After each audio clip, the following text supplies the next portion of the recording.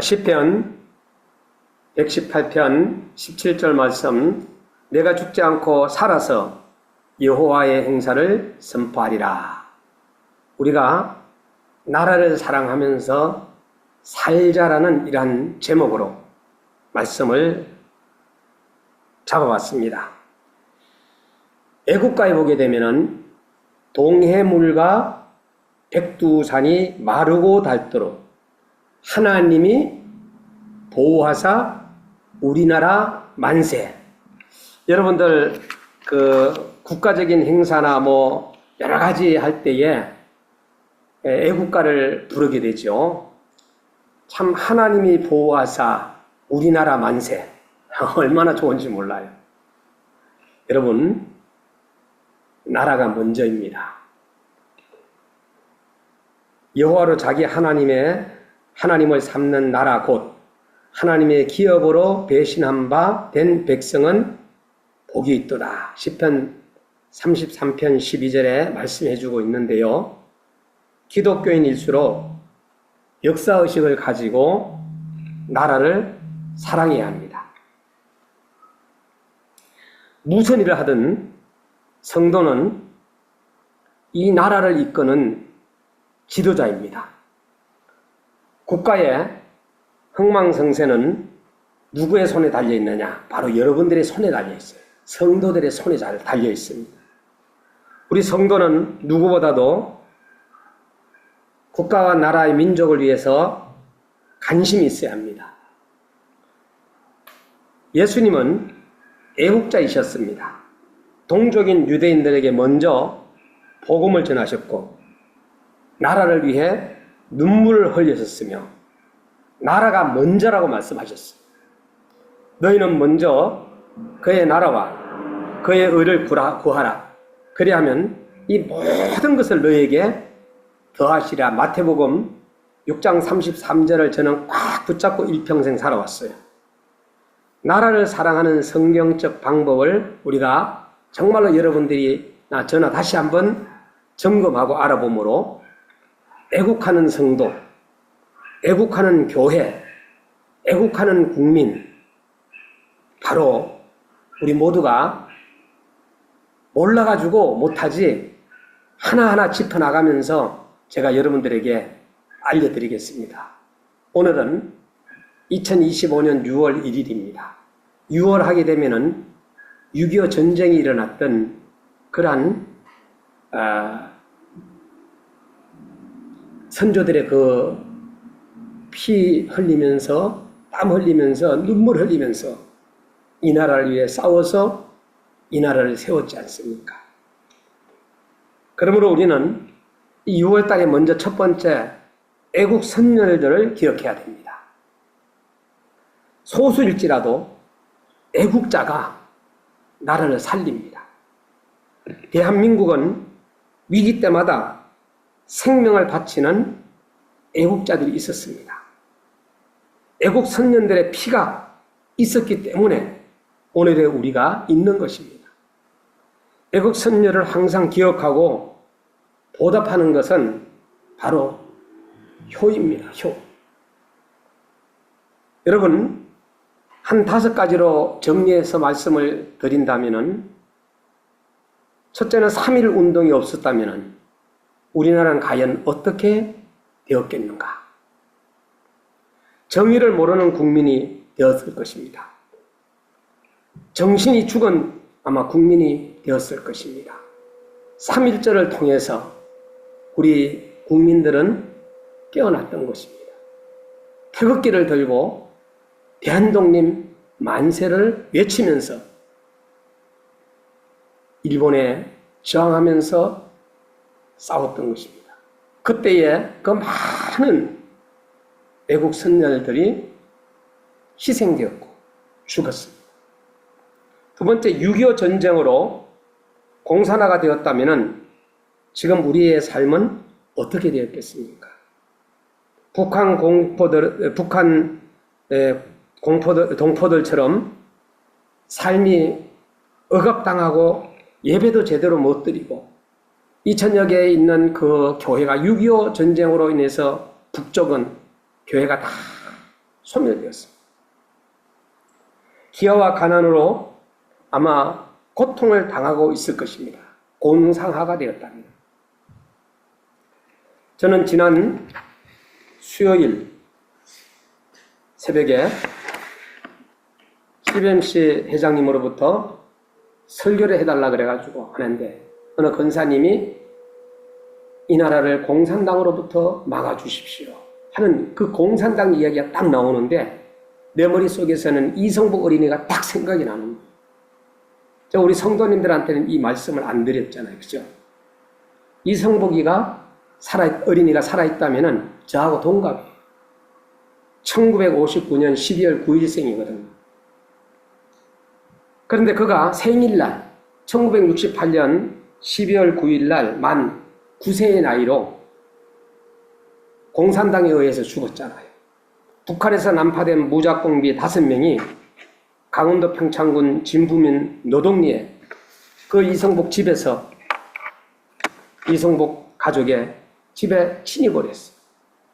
이성복 외 가족 4명은 잔인하게 공산당에 의해서 살해된 이유가 이 사건이 바로 무장공비들이 어린 이성복에게 남조선이 좋으냐 북조선이 좋으냐 묻자 나는 공산당이 싫어요 외쳤던 것이 바로 1968년 12월 9일 만 9세의 어린 나이, 그것도 이성복 자기 생일날 그는 죽고 말았어요. 그 5명의 그 난파 공비들이 가족을 폭행하고 사진하고 나중에 그 시신을 점검했더니 36군데의 칼에 찔린 상처가 발견되었다는 것. 유일하게도 그 당시에 15살 먹은 아이가 뭘 알겠습니까? 하나님께서 그를 살려주셨어요. 남은 형은 이름은 이확간이라는 그 형인데 지금 현재 살고 계십니다만 75세예요. 그의 마음은 얼마나 공산당이라는 것이 진절머리가 났겠어요. 그리고 얼마나 가슴 아프고 우울증세와 슬픔 속에서 살았겠어요. 여러분, 오늘 우리는 정말로 6.25 전쟁 이것을 막지 않았더라면 다시금 공산화되었더라면 우리는 어떻게 됐겠어요? 여러분, 김신조 씨 잘 알죠? 김신조 사건도 이분이 26세에 이제 1968년도 그래 이성복 사건인 그 다음 해에 1월 21일 날 북한군 124군 부대 소속의 무장공비 31명이 우리 박정희 대통령을 암살을 목적으로 청와대 습격했던 해가지고 실패했던 사건이죠. 군사분계선을 넘어서 서울시까지 잔입을 했습니다. 그러나 나중에 발각이 되어서 청와대 인근에서 경찰과 교정 끝에 모두 사살되고 김신조만이 유일하게 생포되어 기순 후 목사가 되었습니다. 그의 나이가 바로 26세, 1942년생인데 올해 25년도 4월 9일에 83세로 그는 하나님의 부르심을 받았습니다.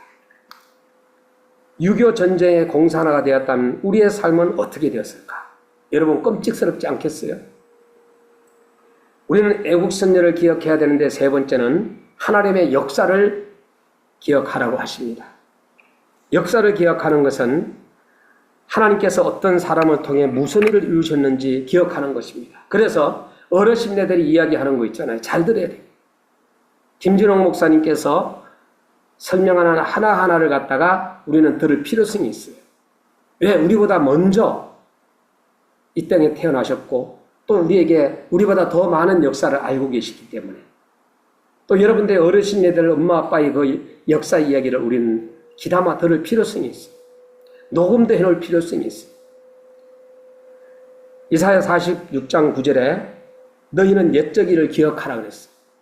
너는 하나님이라 나 외에 다른 이가 없느니라. 나는 하나님이라 나 같은 이가 없느니라. 이사야 46장 9절에는 말씀해 주고 있어요. 애국 선열을 기억합시다. 네 번째는 애국 선열들이 이루고자 했던 뜻을 이어가는 겁니다. 애국 선열들은 나라를 위해 이름도 없이 대가도 없이 피를 흘렸습니다. 애국 선열들은 가족을 뒤로하고 처자를 뒤로하고 목숨을 바쳤습니다. 애국 선열들이 목숨을 바쳐가며 이루고자 했던 뜻은 바로 나라 사랑입니다. 나라 사랑. 한 사람의 국민으로서 이들의 희생을 헛되게 하고 있지는 않는지 우리는 반성해 볼 필요성이 있다. 다섯 번째는 애국 선열의 가족들에게 우리는 감사해야 됩니다. 나라를 위한 한 사람의 희생은 가족의 희생이 있었기 때문에 가능한 일입니다. 지금도 나라를 위하여서 가족을 뒤로하고 희생하는 사람들이 있기 때문에 우리는 국군 장병들이라든가 그리고 또한 치안을 이렇게 방어하고 있는 경찰관들을 우리는 잊어서는 안 됩니다. 그들이 희생하고 소방관도 마찬가지. 남을 살리고 자기의 몸을 희생해가면서 그 생명을 살리는 그들의 희생을 우리는 정말로 기억해야 됩니다. 남은 가족을 우리는 애국선열의 가족들, 남은 가족을 조국이 기억하고 이 나라에 사는 우리가 기억해야 합니다. 우리가 애국선열을 기억하는데 정말로 3.1 운동이 없었다면 6.25 전쟁의 공산다가 되었다면 하나님의 역사를 다시 한번 기억하고 애국선열들에 이루고자 했던 뜻을 기억하고 애국선열의 가족들에게 우리는 감사해야 됩니다.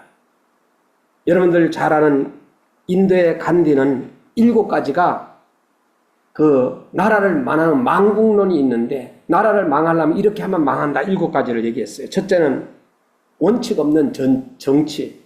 우리 대한민국은 정치인들이 원칙이 없어. 두 번째는 윤리 없는 기업. 기업들이 윤리의식이 없다. 세 번째는 노동 없는 부. 지금 현재 대한민국은 일도 하지 않고 부자 되려고 하는 정말로 이상한 그런 일들이 얼마나 많은지. 네 번째는 인격 없는 교육. 여러분, 정말로 교육은 머리는 똑똑한데 예의와 예절이 없어. 다섯 번째는 인간성 없는 과학. 여섯 번째는 양심 없는 쾌락. 일곱 번째는 희생 없는 신앙. 나라가 망할 수 있는 7가지를 인도의 간디는 이야기했습니다. 여러분, 우리가 살면서 나라를 먼저 생각해 보는 데 있어서 첫 번째는 애국 성렬을 기억하자. 두 번째는 애국이라는 것은 희생이 따른다. 하나님 나라를 위해 희생하는 신앙인, 여러분들 하나님 나라를 위해서 희생하면은 생명이 살아난다라는 것을 우리 기억해야 됩니다. 조국을 위해 희생하는 신앙인이 필요하다. 우리 기독교인들이 정말로 이 나라를 위하여 정치 세계로 나아가서 나라를 바로 세우려고 하는 이러한 정신이 필요하다라는 것. 기독교인마저도 나라를 위해 희생하려 하지 않는 것이 오늘날 문제인 것이죠. 하나님은 우리가 나라를 위해 희생하기를 기대하십니다. 나라를 위해 희생은 거창한 것이 아닙니다. 하나님은 대한민국을 위해서 우리에게 맡겨주셨어요. 이 대한민국이란 작은 나라를 우리에게 맡겨주셨어요. 또 나라를 위해 울 수 있는 것이 바로 여러분 기도하는 게 이게 바로 희생이에요. 나라가 위기 앞에 있을 때 무릎 꿇고 회개하는 것부터 우리가 희생인 것입니다.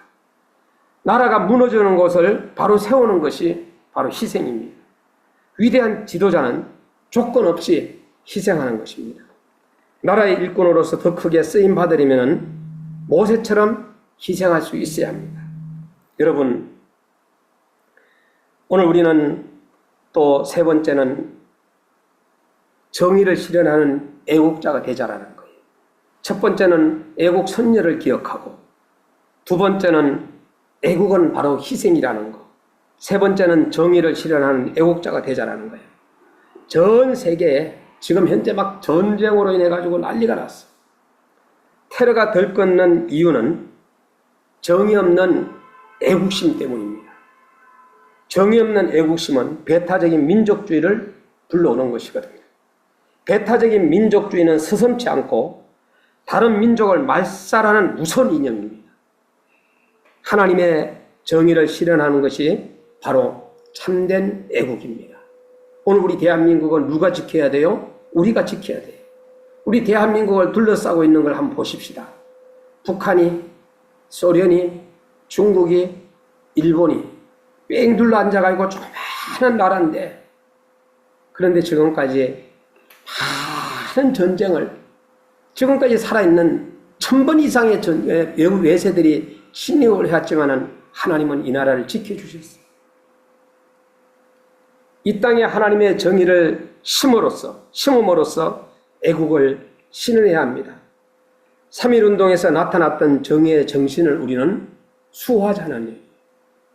여러분, 지금은 애국 국기를 들고 나가면은, 뭐 태극기 부대라 하기도 하고, 이상하게 지금 대한민국은 흘러가고 있어요. 3.1운동은 독립만을 위한 운동이 아니었습니다. 하나님의 정의를 실현하고자 한 애국운동이었습니다. 독립선언문, 여러분 3장 1항의 공약에 이런 말씀이 있어요. 오늘 우리의 이 거사는 정의, 인도, 생존, 이 번영을 위한 민족 전체의 요구이니 오직 자유의 정신을 나타낼 것이며 남을 배척하는 감정으로 그릇되게 달려나가지 말라. 독립선언서 3장 1항의 공약입니다. 3.1운동의 정의를 수호한 운동이었기에 전 세계에 큰 영향력을 미쳤어요. 우리 대한민국의 3.1운동의 이 영향력은 다른 이웃의 나라까지도 영향력이 미쳤다라는 거. 여러분, 중국의 오사운동이 우리 3.1운동 일어난 이후에 일었고, 인도의 무저항운동도 마찬가지고, 이집트의 반영자주의 운동도 마찬가지고, 터키의 민족운동도 역시 마찬가지고, 다른 나라에까지 영향력을 끼쳤던 것. 네 번째는 하나님께 쓰임받는 애국자가 되자라. 하나님을 사랑하고 나라를 사랑하는 사람이 하나님께 쓰임받는 애국자입니다. 조국을 사랑하지 않으면서 하나님을 사랑한다는 것은 거짓말입니다. 하나님을 사랑하지 않으면서 조국을 사랑한다는 것도 거짓말입니다. 요한일서 4장 20절에 누구든지 하나님을 사랑하노라 하고 그 형제를 미워하면 이는 거짓말하는 자니 보는 바 그 형제를 사랑치 않은 자가 보지 못한 바 하나님을 사랑할 수 없느니라. 저는 이 말씀을 볼 때마다 때에 따라 괴로울 때가 많아요. 여러분들도 정말로 미워하는 사람이 있잖아요. 정말로 그냥 꼴밤 때리고 싶을 정도로 미워하는 사람이 있잖아요. 근데 하나님은 그를 사랑하라는 거예요. 그를 사랑하지 않으면서 어떻게 보이지 않는 하나님을 사랑하는. 그런데 내가 나이가 들수록 마음속에서 그들을 안아야 되겠다 하는 그런 마음이 와지는 거예요. 성경에는 하나님께 쓰임받았던 애국자들이 많이 등장합니다. 이들은 하나님 사랑, 나라 사랑을 함께 실천했어요. 느헤미야 아시죠? 예루살렘 성벽 재건을 위해 높은 지위를 포기했어요. 느헤미야 2장 5절에 이제 왕에게 고하되 왕이 만일 절기하시고 종이 왕의 목전에서 은혜를 얻어 싸우면 나를 유다 땅 나의 열조의 묘실 있는 성읍에 보내어 그 성전을 정말로 정건하게 하옵소서. 이렇게 여러분 에스더 아시죠? 에스더 동포를 살리고자 죽으면 죽으리라고 각오했습니다. 에스더 4장 16절에 당신은 가서 수산에 있는 유다인들을 다 모으고 나를 위하여 금식하되 밤낮 3일을 먹지도 말고 마시지도 마시도 나도 나의 시녀들로 더불어 이렇게 금식한 후에 규례를 어기고 왕에게 나아가리니 죽으면 죽으리다. 여러분, 오늘 우리가 느헤미야 믿음이나 에스더의 믿음, 따라가지 못하지만 흉내라도 내야 되지 않겠어? 여러분 잘 아는 사도 바울 알죠? 동족의 구원을 위해 생명조차 아까워하지 않았어. 로마서 9장 3절에 나의 형제 곧 골육의 친척을 위하여 내 자신이 저주를 받아 그리스도에게서 끊어질지라도 원하는 바로라 하면서 고백했습니다. 다섯 번째는 하나님께 쓰임받기 위한 구체적인 방법이 무엇입니까? 우리가 삼심을 버려야 됩니다. 이 삼심. 첫 번째는 이기심. 이기주의자는 언제 자기 안에만 갇혀있게 되는 것입니다. 내가 혹시나 이기심만 가지고 있는 사람이 아닌가? 때에 따라서 나는 이기주의자였더라. 세 번째 버려야 할 것은 탐심을 버려야 됩니다. 물질 만능주의는 하나님께서 쓰고 싶으셔도 쓰실 수가 없어요. 그래서 우리가 물질의 노예가 되고 그러지는 않았는지 우리가 탐심을 버려야 됩니다. 세 번째는 의심을 버려야 됩니다. 의심하는 사회는 고귀한 목적을 이룰 수가 없습니다.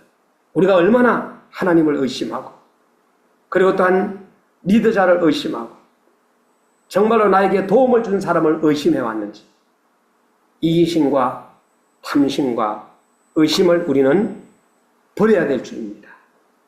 그리고 하나님께서 기뻐하시는 삼심을 우리는 품어야 돼요. 그 첫 번째가 신앙심입니다. 두 번째가 애국심입니다. 세 번째가 효심입니다.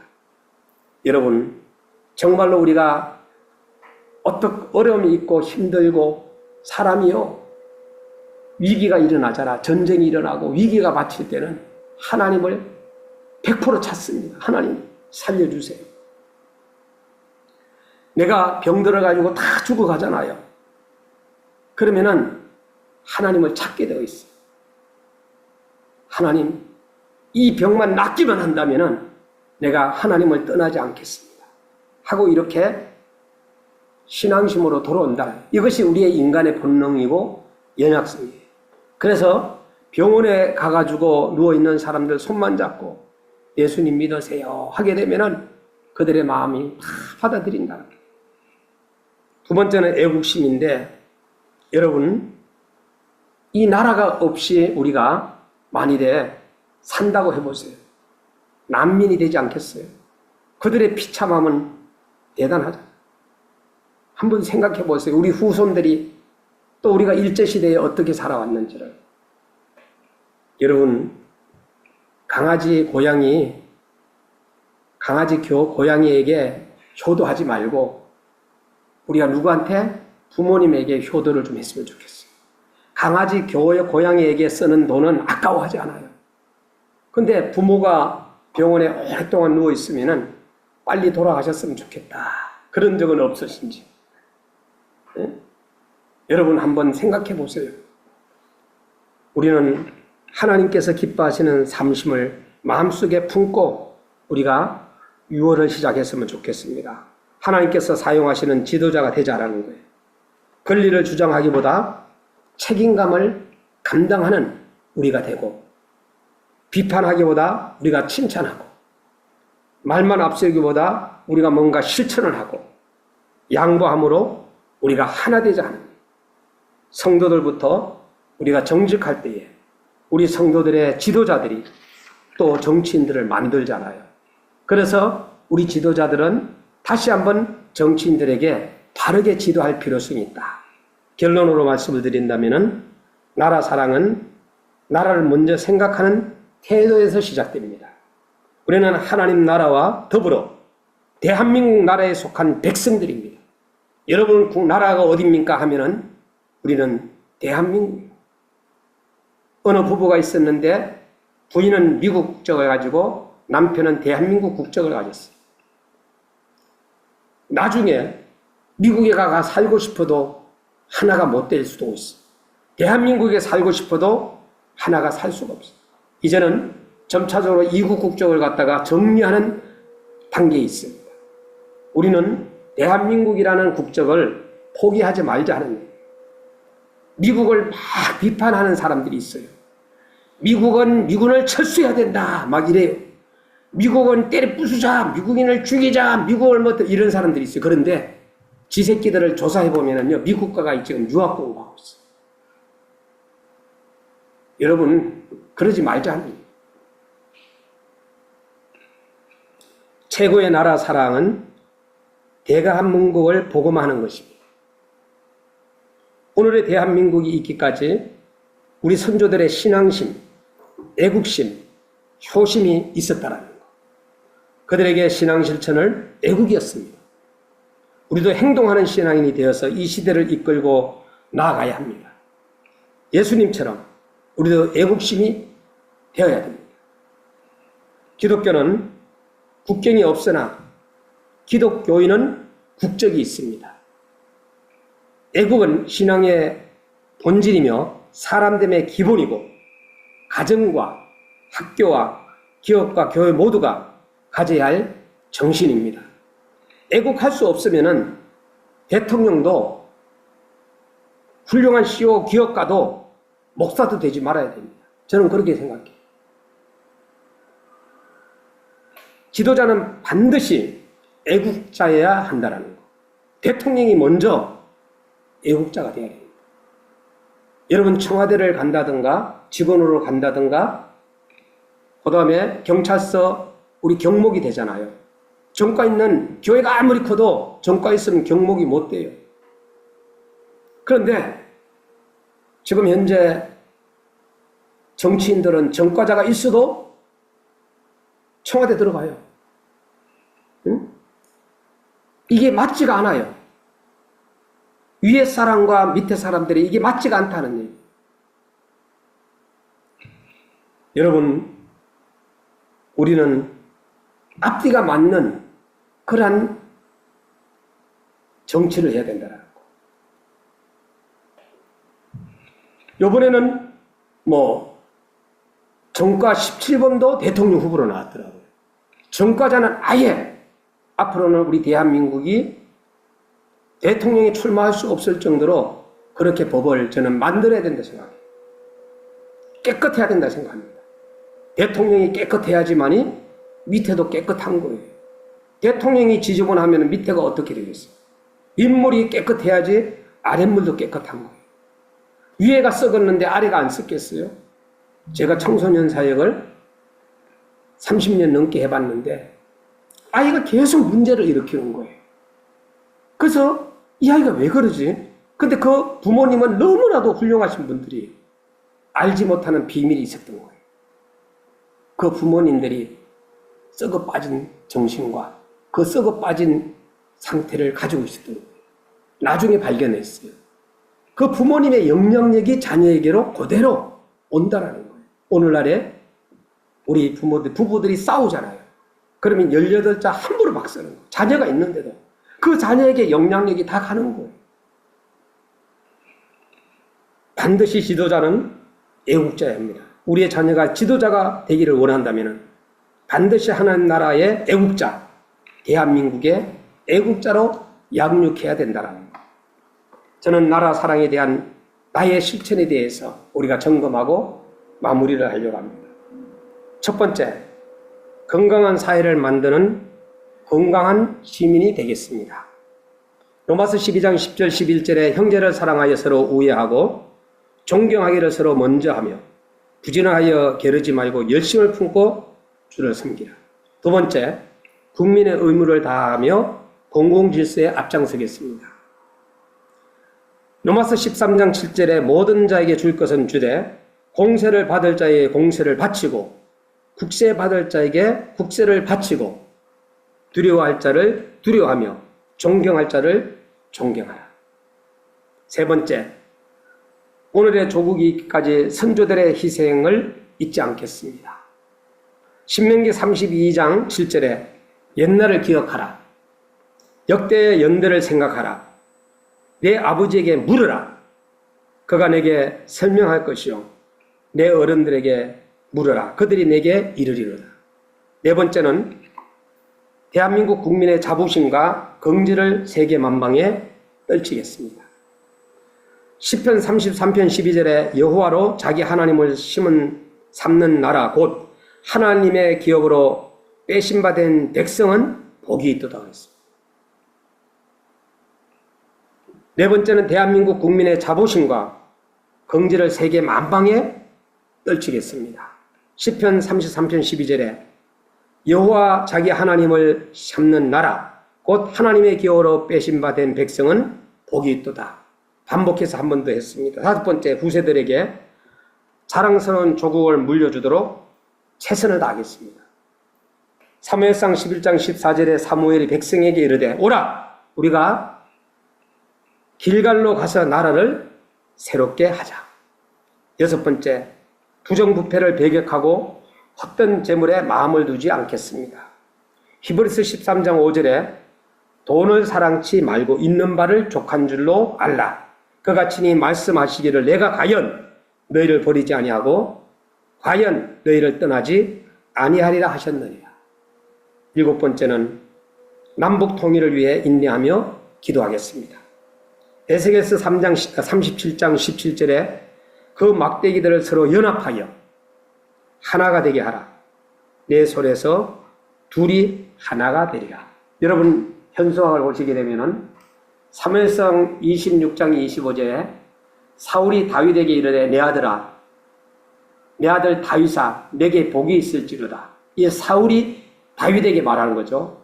내가 큰 일을 행하겠고 반드시 승리를 얻으리라 하니라. 이거 누가 한 얘기예요?